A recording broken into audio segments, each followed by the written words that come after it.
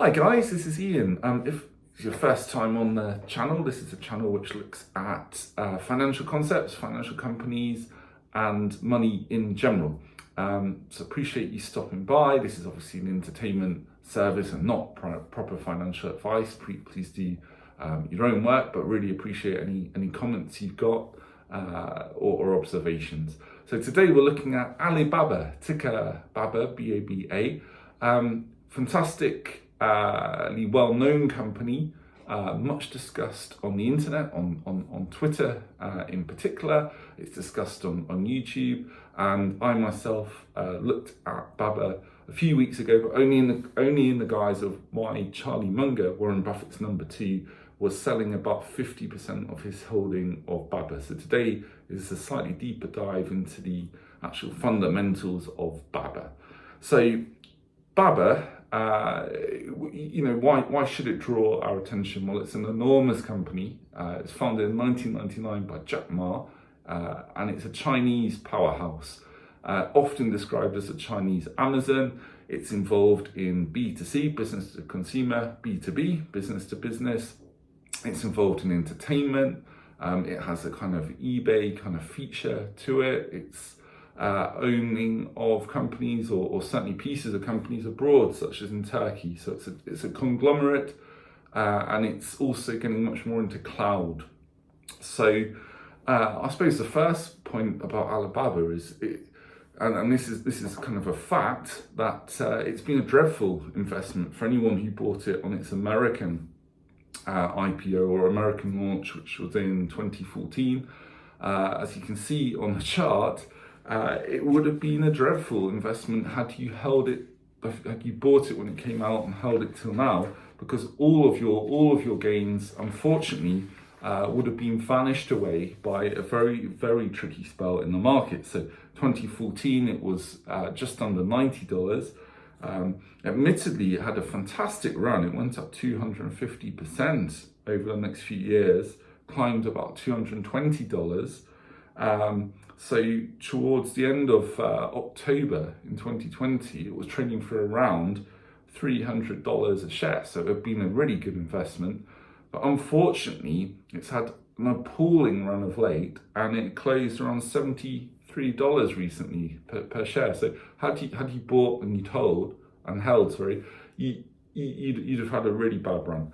And the reason why, or it's widely believed why it's had such a really difficult run, is that Jack Ma, the founder of the business, it's believed that he alienated Chinese authorities last year around the kind of time that actually the shares peaked. He has, or Alibaba has an interest in Ant, which is a Chinese fintech business, a very, very substantial business in China.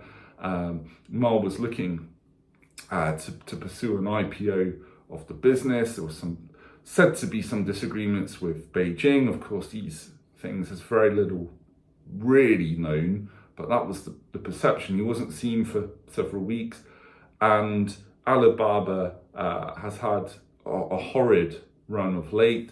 The speculation that Chinese government isn't necessarily as keen on capitalism as it had before, so there's concerns.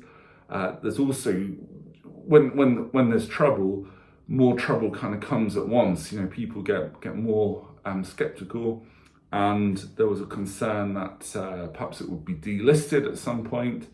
And then there was talk about the variable interest entity structure, VIE structure, which relates to essentially what you're buying. If you buy Alibaba on the US stock exchange, essentially it's a derivative product, a shell company. So you're not buying full Alibaba in the way that if you buy a share of Amazon, you're really buying a share of the proper company.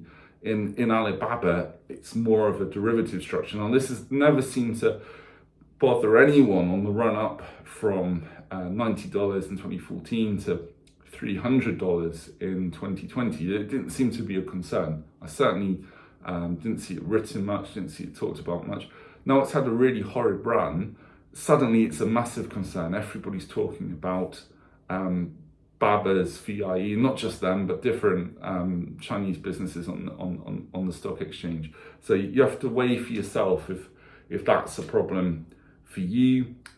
Maybe it is. Charlie Munger's view was it shouldn't really be, but maybe that is a factor in why the business has become much cheaper, certainly in terms of share price. It's also cheap, absolutely undeniably, on some fundamental valuations techniques. So we can look at, for example, the price to sales ratio. So on the price to sales ratio, and of course this changes every day based on the share price, but certainly recently some companies like Microsoft are traded around 11, obviously fantastic business. Apple around 7, you can see on the chart. Amazon, always said to be an expensive company, but actually reasonably cheap on price to sales, and maybe the best comparison point for Baba, as we say, it's known as the Chinese Amazon. So Amazon's at about 3, and Baba is under 2. It's also cheap in terms of its free cash flow. So free cash flow, one thing that a lot of great investors look for kind of before anything else, and the money that's available to them after all expenses apart from the dividend have been paid. So on a price to free cash flow multiple, as it's termed, so Apple would be at about 26, Baba's only 11, and Facebook, or Meta as it's now called, which also, by the way, is a fairly cheap company, or cheaper company, shall we say, on valuation metrics, which we should look at in a different video, is on 13. So again, I'll put the statistics up on the screen. So what we have here is a company which undoubtedly on these valuation techniques is cheap, certainly compared to the FANGs in America that I've just given some examples for there. And that there are obviously outstanding companies in the States, companies like Apple and Microsoft that have done incredibly well, particularly in the last sort of 5 years. So they're undoubtedly great companies. There's a view that Amazon and Baba, they have even better days ahead maybe than some of the different funds mentioned because of the cloud. So the cloud is a big area of growth in the world, but will certainly be in China. It's maybe a massive area for Baba to expand into. As an example, Baba's current return on equity is around 11%. So Amazon's is 26%. So this is a major measure of how well a company's performing on its shareholders' equity. So looking at its net income, the view is that Amazon, which is number 2 in the cloud behind Microsoft, that Baba could one day get that kind of position in that huge market of China with the lead that it has. So there's fantastic tailwinds behind the business. If its return on equity could improve, given that you're buying it for a cheap price today on some of the metrics mentioned earlier, this is perhaps inviting some investors, so investors like Greg Alexander have gone very heavy into Baba, is maybe encouraging them. And it also, at the present time, still has better gross margins across its whole business than Amazon. So it has about 4% better on about 44%. So undoubtedly, Baba would appear to be a very interesting business in terms of some of its fundamentals.